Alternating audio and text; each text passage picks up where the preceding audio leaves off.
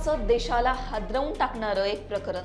उत्तर प्रदेशच्या उन्नावमधील एका अल्पवयीन मुलीने सत्ताधारी पक्षाच्या आमदारावर बलात्काराचा केलेला आरोप, त्यानंतर अनेक धक्कादायक वळणं या प्रकरणात आली। पीडितेच्या वडिलांचा पोलीस कोठडीत मृत्यू झाला, पीडितेच्या ट्रकला अपघात झाला। या सगळ्यांनंतर सुप्रीम कोर्टात आता या प्रकरणाची सुनावणी झाली आणि भाजपच्या माजी आमदाराला सुप्रीम कोर्टानं दणका दिलाय।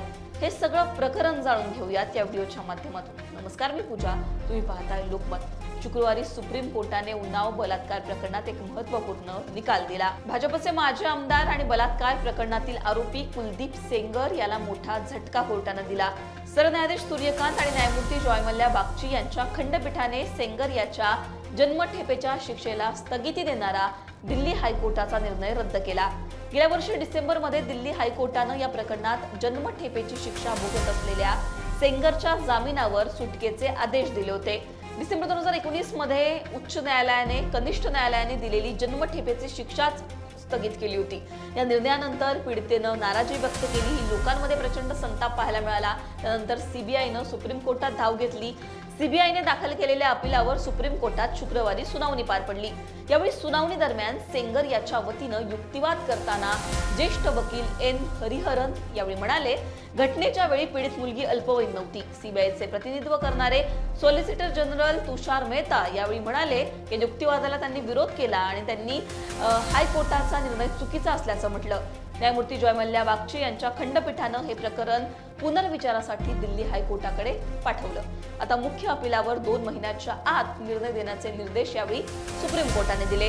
पॉक्सो कायदा मुलांच्या संरक्षणासाठी लागू करण्यात आला होता, असं यावेळी कोर्ट म्हणालं। आता कोर्टाच्या या निर्णयानंतर कुलदीप सेंगर याची जन्मठेपेची शिक्षा कायम राहणार आहे। सेंगर बद्दल बोलायचं झालं तर तो उन्नाव जिल्ह्यातील बंगरमाऊ विधानसभा मतदारसंघातून भाजपकडून तब्बल 4 वेळा आमदार म्हणून निवडून आला होता। बलात्कार प्रकरणानंतर त्याची भाजपने पक्षातून हकालपट्टी सुद्धा केलेली होती। 2017 मध्ये उन्नाव बलात्कार प्रकरणामध्ये सेंगरवर गंभीर आरोप झाले आणि त्यानंतर अख्ख्या देशात खळबळ उडाली। अल्पवयीन मुलीनं त्याच्यावर बलात्काराचा आरोप केला। या प्रकरणाने संपूर्ण देश हादरला। या प्रकरणाने देशाचं लक्ष वेधून घेतलं। 2019 मध्ये दिल्लीतील एका विशेष न्यायालयाने त्याला या बलात्कार प्रकरणात दोषी ठरवलं। त्याची जन्मठेपेची शिक्षा सुद्धा त्याला सुनावण्यात आली।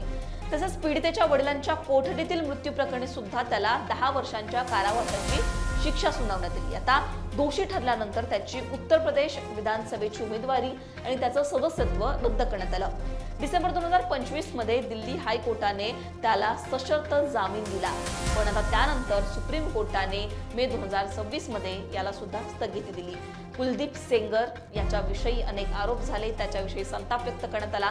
ज्या प्रकारे दिल्ली हायकोर्टाने जन्मठेपेच्या शिक्षेला स्थगिती दिली होती, त्यावर सुद्धा मोठ्या प्रमाणात देशभरामध्ये रान पेटलेलं आपल्याला पाहायला मिळालं होतं। पण सुप्रीम कोर्टाने शुक्रवारी जो निकाल दिलेला आहे, जो निर्णय दिलेला आहे या सगळ्या प्रकरणामध्ये, त्यामुळे सुद्धा आता देशभरामध्ये चर्चा रंगलेली आहे। तुम्हाला या सगळ्या प्रकरणावर काय वाटतं? तुमच्याबद्दलची मतं कमेंटमध्ये सांगा। लोकमतला सबस्क्राईब केलं नसेल तर सबस्क्राईब करायला विसरू नका।